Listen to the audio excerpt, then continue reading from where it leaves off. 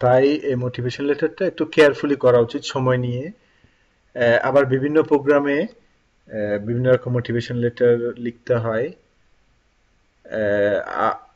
আপনাদের অ্যাপ্লাই করার সময় খেয়াল রাখতে হবে এমন কিছু অ্যাপ্লাই করা যাবে না যেটা আকাশ পাতাল একটা ফারাক হয়ে যায়। যেমন হ্যাঁ, আপনি হয়তো রিকোয়ারমেন্ট ফুলফিল করছেন, কিন্তু এর মানে এই না যে আপনি সোশ্যাল সায়েন্স পড়তে চান আবার কম্পিউটার সায়েন্স পড়তে চান, কিংবা আপনি বায়োলজি পড়তে চান আবার ইউরোপিয়ান স্টাডিজ পড়তে চান। এই ধরনের ফারাকগুলো হলে তারা খুবই খুবই কনফিউজড হয়ে যাবে, এবং তারা তখন বুঝতে পারবে যে আপনি আসলে সামহাউ বাইরে আসতে চাচ্ছেন, বা আপনি রিয়েল স্টুডেন্ট না, কারণ আপনার মোটিভেশনটা অনেক বেশি ডিফার করে আপনার এইম এবং পারপাজের উপর ভিত্তি করে। সো এই কারণে আপনি যখন প্রোগ্রাম অ্যাপ্লাই করবেন, আপনার ব্যাচেলর লেভেলের সাথে আপনার ওয়ার্ক এক্সপিরিয়েন্সের সাথে আপনার সব কিছুর সাথে সমান তালে আপনাকে অ্যাপ্লাইটা করতে হবে। সমান তালে যখন আপনি অ্যাপ্লাই করবেন, তখন এই মোটিভেশন লেটার বা বিভিন্ন কিছু লেখার ক্ষেত্রে আপনার জন্য জিনিসটা অনেক বেশি ইজি হয়ে যাবে। না হলে দেখা যাবে আপনি দুটি প্রোগ্রামেই মোটিভেশন লেটার চাইছে এবং আপনি রিকোয়ারমেন্ট ফুলফিল করছেন, কিন্তু এক জায়গায় আপনি লিখলেন যে আমি এই সাবজেক্টে আমার এই পেশায় যাওয়ার আগ্রহ বা এই জিনিসটাতে আমার ইন্টারেস্ট বেশি, একটা সাবজেক্টে লিখলেন যে আমি এইভাবে এটাতে, তখন আসলে এডমিশন পাওয়ার পসিবিলিটি খুবই কম, এবং অনেক ক্ষেত্রে এডমিশন হলেও ভিসা রিফিউজ হওয়ার পসিবিলিটি বেশি। কারণ আমার ব্যক্তিগত অভিজ্ঞতা থেকে আমি দেখেছি এডমিশন হওয়ার পর অনেকের ভিসা রিফিউজ হয়েছে শুধুমাত্র প্রোগ্রাম চয়েসের ক্ষেত্রে ডিফারেন্ট লেভেলের প্রোগ্রাম চয়েস করার জন্য, অর্থাৎ এমন কিছু প্রোগ্রাম চুজ করা যেটা একটার সাথে একটা কোনো সম্পর্ক নাই। এই বিষয়টা একটু খেয়াল রাখা দরকার। তো ডকুমেন্ট গুলো আপলোড করার পরে আপনার যেটা করতে হবে সেটা হচ্ছে অ্যাপ্লিকেশন ফি পে করা। এখন অ্যাপ্লিকেশন ফি পে করার ব্যাপারটা আমি এখানে দেখাতে পারছি না, হয়তো পরবর্তীতে নেক্সট ভিডিওতে আমি অ্যাপ্লিকেশন ফি, টিউশন ফি কিভাবে পে করবো এটা দেখাবো। কারণ বাংলাদেশ থেকে কেউ যদি অ্যাপ্লাই করে, হয়তো আমি তাদের অ্যাকাউন্ট ধার করে, আই মিন অন্য কারো অ্যাকাউন্ট ওপেন করে, যাদের অ্যাপ্লিকেশন ফি বা টিউশন ফি পে করতে হবে, তাদের কারো অ্যাকাউন্ট ওপেন করব হয়তো এই ভিডিওটা করার জন্য। তাহলে একেবারে প্র্যাকটিক্যাল একটা ইয়ে পাওয়া যাবে, কারণ আমার অ্যাপ্লিকেশন ফি পেমেন্ট করতে হয় না, সো আমি এটা এখানে শো করতে পারছি না। সেটা আসলে এখানে আলাদা একটা ট্যাব, আলাদা একটা কলাম থাকবে যেখানে ফি লেখা থাকবে।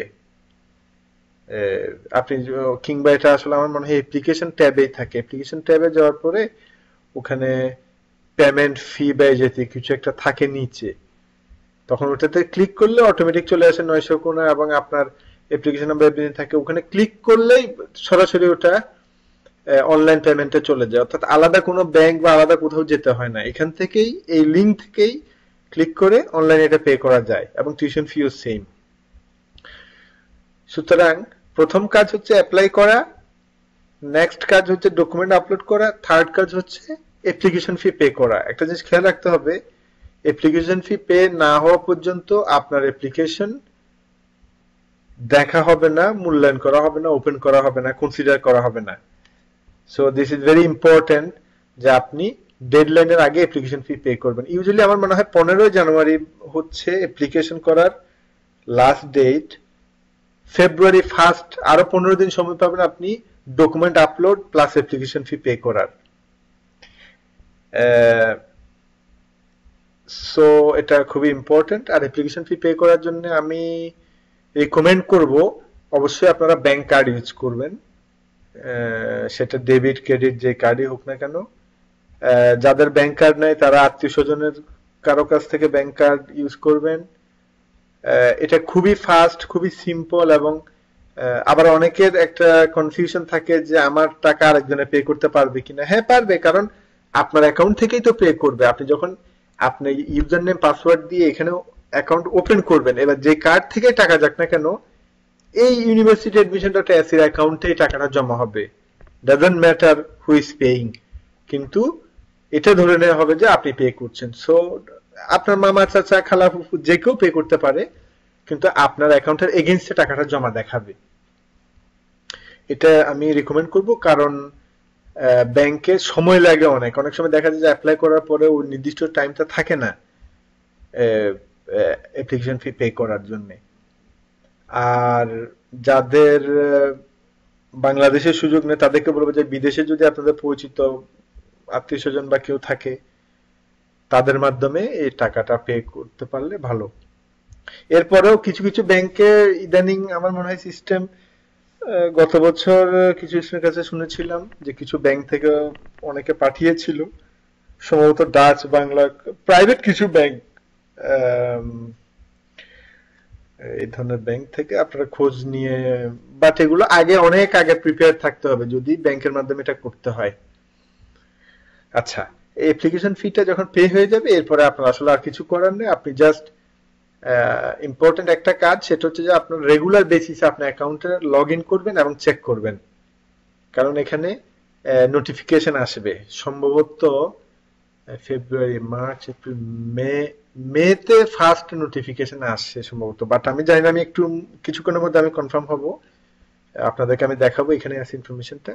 ফার্স্ট নোটিফিকেশন যেটা আসছে ওইটা কিন্তু রিপ্লাই করতে হয়, যেমন নোটিফিকেশন আসবে যে হ্যাঁ তুমি তো এই 4টা সাবজেক্ট চাইছো, এই সাবজেক্টে তোমার এডমিশন হয়েছে বা এটা হয় নাই বা হোয়াট এভার, এবং ওখানে পাশে এখন যেমন আপনি কোয়ালিফাইড দেখছেন আমার এটার পাশে, তখন এটার পাশে থাকবে ইয়েস নো, অর্থাৎ আপনি এটা অ্যাকসেপ্ট করছেন কিনা, তখন আপনি ইয়েস এ ক্লিক করবেন, অ্যাকসেপ্ট হয়ে গেল যে হ্যাঁ আমি এডমিশন, আমি এটা ওকে, আমি এটা রিপ্লাই দিলাম।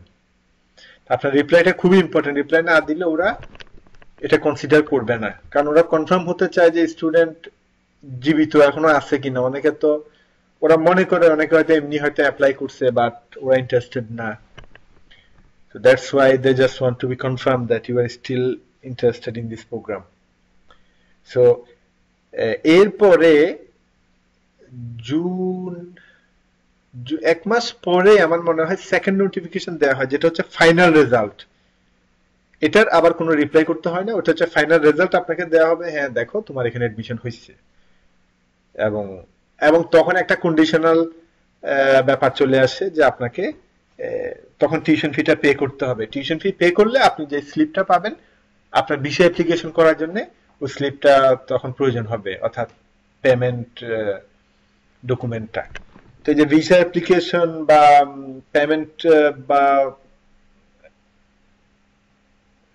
মাইগ্রেশন বোর্ডের যে ব্যাপারগুলো, ওগুলো নিয়ে আমি আলাদা ভিডিও করার ইচ্ছা আছে, কারণ ওগুলো অনেক বেশি ডিটেলস এবং এই ভিডিওর সাথে অনেকটা ইরেলেভেন্ট, সো আমি এখানে এটা আলাপ করছি না। যাই হোক, আমরা এখানে অ্যাপ্লাই করলাম, document send, application fee pay, and that's all. এরপরে একটা কাজ করতে হবে, এরপরে না আসলে এর মাঝামাঝি সময়ে একটা কাজ করতে হবে, সেটা হচ্ছে যে স্কলারশিপের জন্য অ্যাপ্লাই করা, এবং এটা 100% স্টুডেন্টেরই করা উচিত, কারণ আপনি যখন অ্যাপ্লিকেশন ফি দিয়ে অ্যাপ্লাই করবেন, আপনার স্কলারশিপ অ্যাপ্লাই করতে আপনার কোনো ফি বা কিছু লাগবে না, সো এটা ফ্রি আপনি অ্যাপ্লাই করতে পারবেন, এবং it's a huge opportunity for Bangladeshi student. যদিও এবছর 2014-তে 2015-তে স্কলারশিপটা ছিল না, যেটা এসআই সুইডিশ ইনস্টিটিউট স্কলারশিপ। 2014 গত বছর 88 জন বাংলাদেশি স্টুডেন্ট স্কলারশিপটা পেয়েছিল, এবং এটা খুবই ভালো একটা অপরচুনিটি, কারণ প্রতি 3 জনে একজন এই স্কলারশিপটা পাইছে, 1 out of 3, এবং আমি মনে করি তারা অনেক লাকি এই স্কলারশিপটা পাওয়া, কারণ তাদের টিউশন ফি ছিল না, পার মান্থ তারা 9000 সুইডিশ ক্রোনা পাইছে, বাংলাদেশি টাকায় প্রায় 1 লাখ টাকার মতো পার মান্থ, যে কারণে তারা অনেক বেশি সময় মনোযোগ দিয়ে পড়ালেখা করার সুযোগ পাইছে, কাজও চিন্তা করতে হয় নাই, এই ধরনের বিভিন্ন অপরচুনিটি ছিল। তো যাই হোক, ওই এসএ স্কলারশিপ অ্যাপ্লিকেশনের উপরে আমি আবার একটা ডিফারেন্ট ভিডিও করতে চাই, কারণ ওটা আবার একটু ডিফারেন্ট।